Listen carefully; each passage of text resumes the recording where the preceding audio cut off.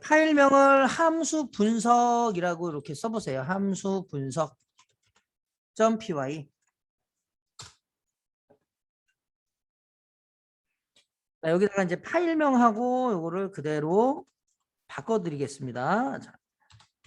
자, 파일명은 함수 분석이고요. 그리고 이 애는 자, 함수를 분석하는 거예요. 자, 함수를 우리가 디버깅을 통해서 분석하는데 이게 이제 굉장히 중요한 부분이에요. 그래서 여기서 함수가 만들어질 때 얘가 어떻게 만들어지는지, 함수가 호출이 될 때 어디 쪽으로 점프하는지, 호출이 끝나면 다시 어디 쪽으로 돌아오는지, 그리고 호출할 때 값을 넘겨주고, 이 함수가 뭐 어쨌든 여러 가지 내용들이 있잖아요. 그게 이제 요 하나에서 처리를 다 한번 해볼게요. 자, 여기에 이제 첫 번째 함수를 여러분들이 할 때 먼저 기억하고 계셔야 되는 것 중에 하나가 메모리에 만들어진다는 거예요. 그래서 함수를 정의하게 되면 얘는 메모리에 만들어진다. 예. 자, 그러면 함수 정의 형식은 아까 제가 설명드렸듯이 여기다가 따로 적어드리진 않고 그대로 한번 함수 한번 만들어 볼게요. 자, df. 자, 함수의 이름은 여기에 이제 자, my function이라고 하는 거 아까 우리가 잠깐 했었죠? 자, my function. 자, 요거 하나 만들어 보고요. 그 다음에 여기서 만들 때는 그대로 여기에 있는 값 그대로 던져주면 받아야 되는 애가 그대로 필요해요. 그래서 여기서는 변수 하나로 받을 거예요. 그게 아까 우리가 했던 x라고 하는 변수였어요. 자, 그리고 여기서 안에서 내부적으로 이 x에 대한 값을 처리하는 실행문이 요 안에 들어있는 거죠. 그래서 여기서는 x에다가 자, 5를 더해서 y에 집어넣고 여기다가는 코드를 하나 좀 더 써볼게요.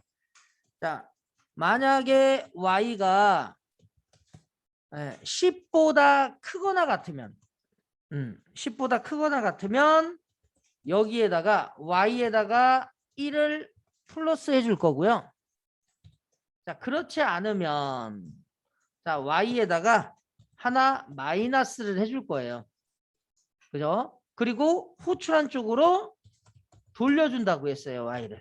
자, 그러면 아까 우리가 했던 거에 뭐만 들어갔냐? 아, 이거만 들어간 거예요. 그냥 간단하게. 이거만 들어갔다.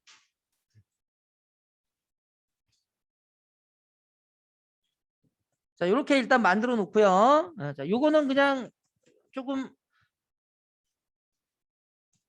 이게 라인 수가 많이 없기 때문에 그냥 붙여 놓겠습니다. 자, 그러면 이쪽에서 이제 함수를 만들었죠. 그러면 이쪽에서는 이제 함수를 호출해야 될 거 아니에요. 자, 그래서 함수 호출하는 거는 얘가 메모리에 만들어진 애를 그대로 실행시키는 것이다 라고 했어요. 함수가 호출되면 호출된 함수로 건너뛴다고 했죠.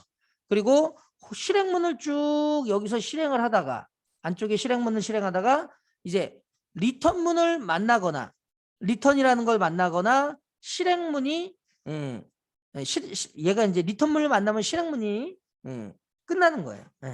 아니, 실행문이 끝나 함수가 끝나는 거예요. 또 실행문이 쭉 있다가 리턴을 안 만나더라도 더 이상 코드가 없으면 얘는 또 함수가 끝나는 겁니다. 그래서 리턴문을 만나거나 실행문이 끝나게 되면 어떻게 해요? 함수가 종료된다. 여기다가 이렇게 쓸게요. 함수가 종료된다. 자, 함수가 종료되면 자, 호출한 쪽으로 돌아온다라는 요 사실을 잘 알고 있어야 됩니다. 자, 그러면 함수 호출 한번 해보겠습니다. 여기 있는 my function이라고 했으니까 자, my function을 그대로 어떻게 해요? 호출을 해주는데 여기에 지금 값이 하나 받아준다고 했으니까 여기서 던져줘야 돼요. 처음에 저는 10을 던져주겠습니다. 10.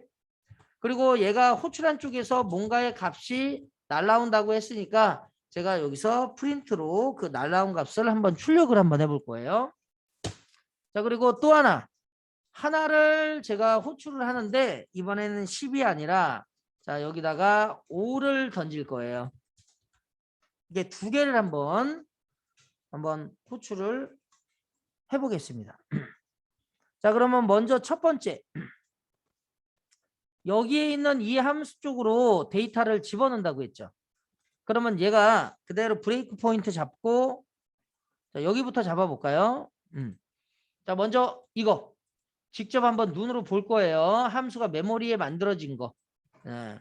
자 실행을 시켜서 자 이 펑션이라는 애가 그대로 만들어지면서 여기에 메모리에 이 부분이 메모리 영역이잖아요. 이 메모리 부분에 얘가 들어있으면 돼요. 그러면 만들어진 거예요. 그리고 이 안에 이렇게 보면 이 코드는 없어요. 여기에는. 그리고 실제 여기에 이 부분이 뭐냐면 my function이라는 애가 메모리 주소 여기에 만들어졌습니다. 라는 거예요. 아셨죠? 그러면 우리가 메모리에 만들어진 거예요.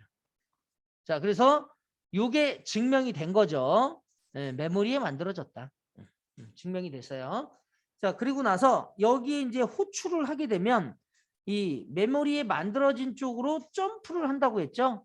자, 그러니까 이쪽에서 그대로 F11번을 여기서 여러분들이 두 가지가 있는데 이거는 함수를 건너뛰면서 실행하는 거고요. 요 두 번째 파란색은 함수를 그 안쪽으로 내가 들어가서 호출하는 거예요. 자 그러면 이 두 번째 여기가 F11이고 여기가 F10번인데 왜 이렇게 두 가지가 있느냐. 여기에 있는 첫 번째 거는 이미 이 함수의 내용을 제가 다 분석을 했어요. 그럼 그 안으로 들어갈 필요가 없죠. 그럴 때 쓰는 거고요. 나는 이 함수의 내용이 좀 궁금해서 이 함수의 내용을 좀 분석하고 싶어 라고 할 때 F11번을 쓰는 거예요. 저희는 F11번으로 들어가겠습니다. 자, 그러면 여기서 F11번을 눌러서 그대로 함수 쪽으로 점프해요. 자, 보니까 점프가 됐다는 게 증명이 됐죠. 그리고 나서 저 X가 10을 받았어요. 10을 여기서 던졌기 때문에. 받아가지고 내부적으로 이제 10에다가 5를 더해서 Y에 더하니까 이렇게 만들어졌어요. 변수가 없던 게 만들어졌죠. 그래서 여기 있는 변수는 나중에 뒤에서 다시 설명을 드리겠지만 지역 변수라고 합니다. 이제 함수가 나오면서 지역 변수, 전역 변수라는 게 이제 나와요. 요 지역 변수라는 거는 이 펑션이라고 my 펑션이라고 하는 요 내부에서만 쓰는 변수예요. 그래서 나중에 이제 얘네들이 함수가 끝나면 저 지역 변수는 사라지게 돼 있어요. 그런 다음에 이쪽 밑에서 코드가 y가 10보다 크거나 같습니까? 라고 했죠. 자, 지금 15니까 당연히 크죠. 참이니까 내려와서 y에다가 1을 더했으니까 얘가 16이 됐어요. 그리고 나서 다시 호출한 쪽으로 y를 돌려줬어요. 자, 그러면 여기서 자 함수가 호출되면 그쪽으로 점프하고 실행문을 실행시킨다. 예, 확인을 했죠. 그리고 나서 리턴문을 만나거나 실행문이 끝나면 함수가 종료되고 예, 호출한 쪽으로 돌아온다고 했어요. 그러니까 여기서 함수가 어떻게 해요? 끝난 거죠. 리턴문을 만나고 종료가 됐어요. 자 그러면 얘가 값을 던져준대요. 그래서 어떤 값이요? 여기 보면 이렇게 16이 던져진 거예요. 그걸 받아서 얘가 출력을 했어요. 그래서 화면에는 16이 출력이 된 거고요. 자, 그 다음에 여기서 이제 5를 던졌습니다. 그러면 함수 호출한 쪽으로 정의함 쪽으로 점프를 했어요. 그리고 얘가 x가 5를 받았어요. 저 x는 지역 변수예요. x에다가 5를 더해서 y에 저장했습니다. y도 지역 변수예요. 이 지역 변수는 함수가 끝나면 사라진다고 했습니다. 자, 그 다음에 y가 10보다 큽니까? 크거나 같습니까? 했는데 보니까는 크지는 않지만 같죠. 참이죠. 내려와서 y에다가 1을 더해서 11이 돼서 이 y에 있는 값을 다시 호출한 쪽으로 돌려줬어요. 그리고 나서 그걸 받아서 화면에 출력을 했습니다. 그러면 화면에는 11이 출력이 되는 거예요. 이 지금까지 구조는 방금 전에 했던 내용하고 똑같죠. 자, 그러면 여기까지는 지금 다 똑같아요. 자, 그러면 이제 여기서 어떤 걸 여러분들이 보셔야 되냐면 함수를 우리가 여기서 만들 때 있잖아요. 순서가 굉장히 중요하거든요. 순서가 중요한데 이 순서는 자 함수를 먼저 만들어 놓고 호출할 것이냐 호출을 먼저 하고 나중에 만들 것이냐라고 하면 당연히 인터프리터 언어죠. 얘가 인터프리터 언어라는 거는 뭐예요? 위에서부터 내려오면서 쭉 실행하는 구조를 가지고 있는데 호출을 먼저 해버리면 함수가 있지도 않은데 호출해버리면 어떻게 돼요? 에러예요, 에러. 그렇죠. 그러니까 얘가 이 함수 정의하는 부분 쪽이 밑에 있으면 어떻게 돼요? 이건 에러라는 거예요. 에러. 네. 자, 그래서 여기 먼저 이 부분 먼저 순서 한번 볼게요. 자, 여기에 브레이크 포인트 하나 걸고 자, 실행을 하면 그러면 벌써부터 뭐 여기에 밑줄이 생기죠. 자, 보시면 예외가 발생했습니다. 그러니까 이름을 못 찾는 거예요. my function이라는 애를 호출하려고 보니까 그 이름이 없으니까 어떻게 돼요? 에러가 발생이 되는 겁니다. 그러니까 반드시 어떻게 해요? 여러분들이 여기에 함수를 만들 때 함수 정의가 먼저 일어나야 되고 나중에 호출이 나중에 일어나야 된다. 순서가 굉장히 중요하다라는 사실도 굉장히 중요한 거죠. 그래서 여기 이렇게 올려드렸습니다. 그래서 잠깐만요.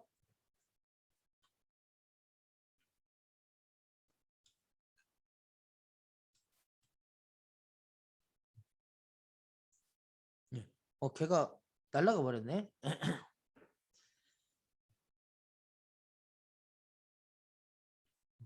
아까 걔가 없어졌어요. 자, 그러면 그거는 뭐 그냥 놔두시고 어쨌든 이런 식으로 해서 얘가 16, 11이 출력이 됩니다. 자, 그러면 이제 여러분들이 여기서 이제 호출하는 부분과 메모리에 만들어지는 부분은 이제 알았어요. 자, 그러면 여기서 또 중요한 부분이 하나가 있거든요. 자, 이 함수는 결국에는 메모리인데 여기서 이거를 그대로 한번 제가 실행을 한번 시켜볼 거예요. 메모리 주소를 확인하는 겁니다. 자, 함수명은 메모리의 주소기 때문에 my 펑션을 그대로 프린트. 여기서 함수 호출은 이렇게 돼야 되는 게 맞는 건데 여기에 함수의 이름만 썼어요. 그러면 그 함수의 메모리 주소가 나오거든요. 자, 그 다음에 그 밑에다가 자, id를 이용해서 my function이라는 애를 그대로 이거 우리 id 많이 했죠. a라는 변수에 1을 넣고 이 a가 어떻게 해요? 메모리에 만들어진 걸 저희가 눈으로 예전에 확인했었죠. 자, 이렇게 이런 식으로. 그럼 얘가 메모리 여기에 있어요라는 거죠. 자, 그래서 이런 식으로 id를 이용해서 확인하는 거고요. 자, 헥스를 이용해서 자, id를 그대로 받아서 my function을 그대로 호출을 하게 되면 자, 여기서 이제 또 중요한 사항은 메모리 주소는요. 실행할 때마다 바뀝니다. 그렇기 때문에 보안상 바뀌는 거예요. 자, 이렇게 해서 실행해 보시면 이렇게 나와요.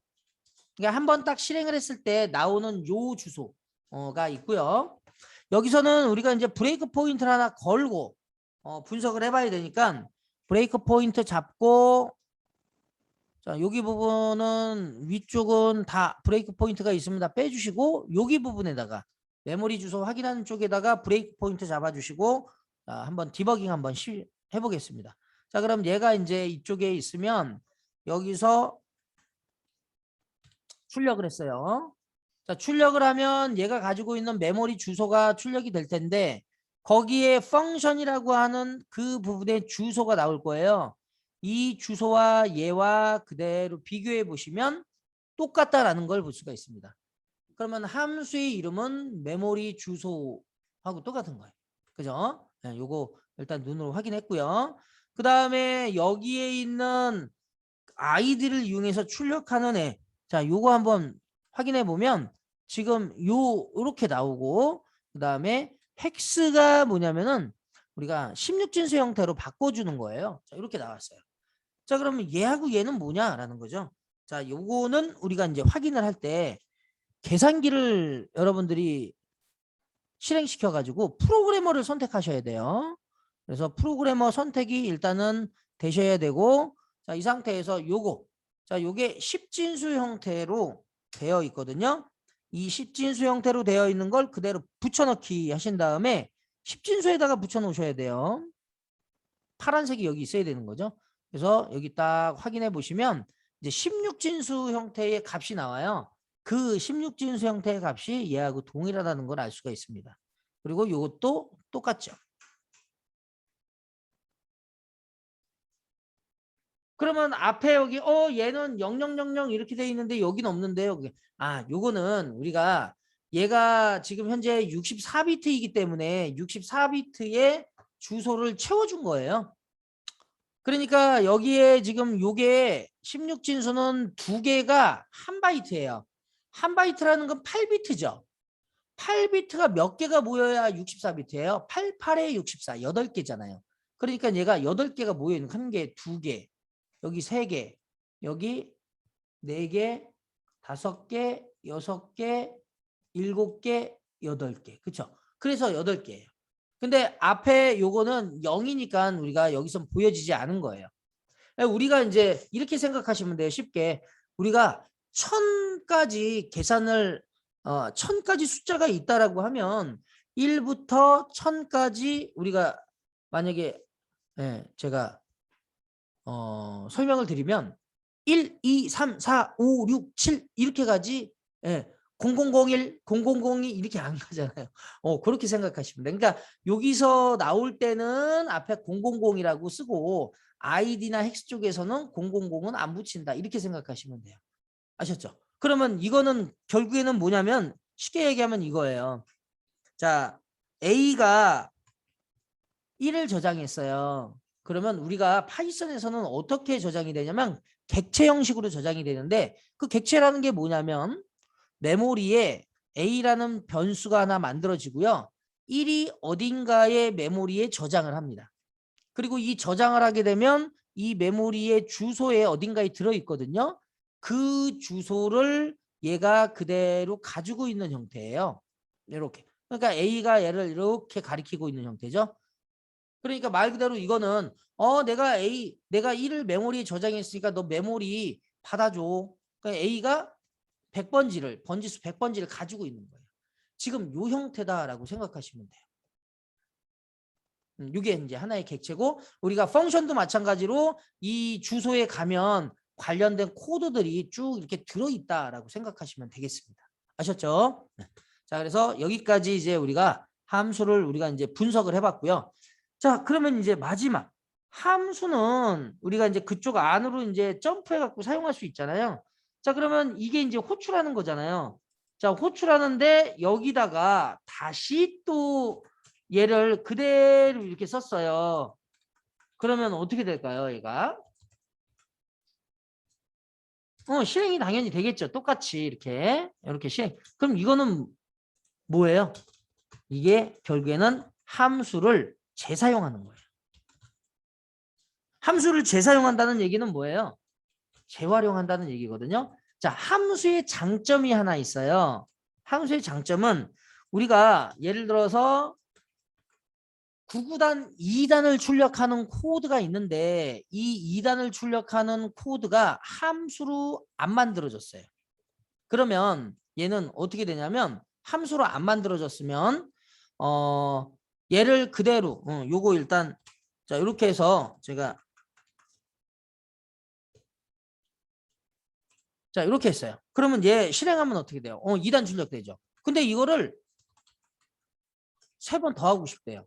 그러면 여기다 또 코드를 또 써줘야 돼요. 한 번. 그 또 써줘야 돼. 예. 그러면 여러분들이 코드의 양이 어때요? 기하급수적으로 늘어나죠. 실행 결과는 똑같은데. 근데 함수로 만들게 되면 여기 있는 애를 또 쓰고 싶대요. 그러면 얘가 이것만 호출하면 돼요. 이 재활용할 수 있는 게 함수의 장점이에요. 왜 함수를 써요? 라는 거를 하면 함수를 쓰는 이유는 재활용하기 위해서 쓰는 거예요. 그리고 코드를 묶어둠으로써 우리가 이제 좀 더 그냥 함수를 쓰지 않았을 때와 굉장히 큰 차이점이 있다라고 여러분들이 보시면 되겠습니다. 자, 여기까지가 이제 함수에 대한 분석이었습니다.